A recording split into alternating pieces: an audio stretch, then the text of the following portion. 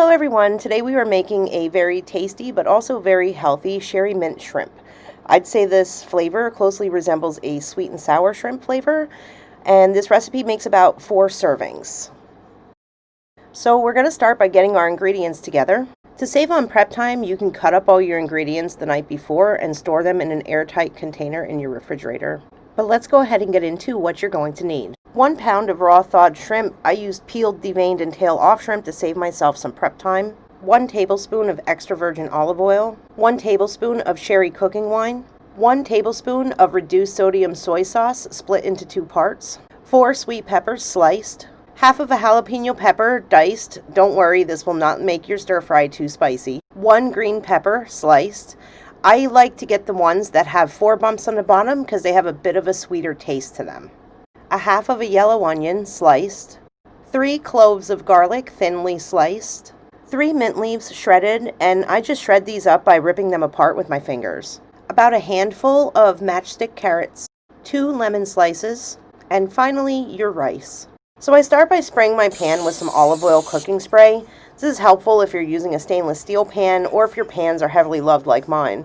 You don't have to do this step, but it helps keep things moving in the pan. Next, you can add your tablespoon of extra virgin olive oil and begin to heat the pan on medium-high heat. While you're waiting for your oil to heat up, you can prepare your water for your rice to boil.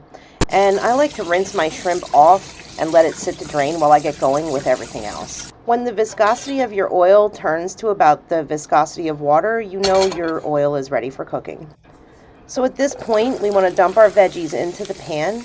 And we're going to stir them together so that we can get them lightly coated with that olive oil. We aren't putting our matchstick carrots in just yet because they cook a little faster than everything else and we don't want them to get mushy. Continue working this mixture in a pan for a few minutes.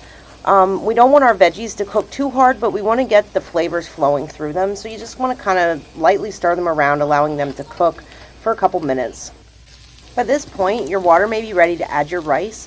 So go ahead and add that if it's ready to go and reduce the heat or whatever it is you need to do for the specific rice that you're making. I used brown minute rice. So by now our veggies look and smell like they've cooked long enough, so we can go ahead and add in our matchstick carrots and top all that off with a tablespoon of sherry cooking wine. Continue to stir this all together so that the flavors become well blended. Add a half tablespoon of the soy sauce, and we're going to save the other half a tablespoon for when we add the shrimp. And now blend those flavors together. At this point, we will squeeze 1 lemon slice into the blend so that we can get that flavor going through everything as well. And mix it up some more. Alright, it's time for our shrimp. Our veggies are looking good, and I'm ready to get that meat going in there.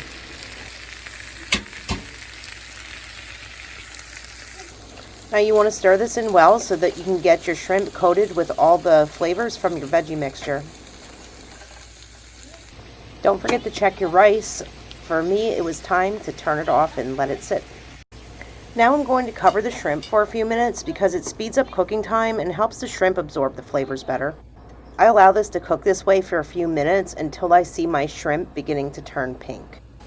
Once you see mostly pink throughout your shrimp, go ahead and open it and stir them around, flip them around some more. We want to cook them thoroughly on all sides, so stir them around and then go ahead and cover it again for a few more minutes. It's looking good in there, and it's smelling good too. So now we want to add that second half tablespoon of soy sauce. I wait until this point so it's not so heavily absorbed by the shrimp. We want it to help form a coating and not get too strong of a flavor inside the meat. This helps keep all of the flavors blended in a more balanced manner. And stir and allow it to cook a bit more. At this point I'm leaving my lid off because we want any water from the shrimp to be able to evaporate. Now we're squeezing in our second lemon slice to add that little bit of tang. Be careful not to get any seeds dropping into your food. I like to de-seed my lemons first, but in this case I didn't. Give it one final stir and our stir fry is done. Place your stir fry over a half cup of rice and enjoy. If you like this video, please consider giving it a thumbs up, hit that subscribe button, and let me know in the comments below how you enjoyed your stir fry. Happy cooking!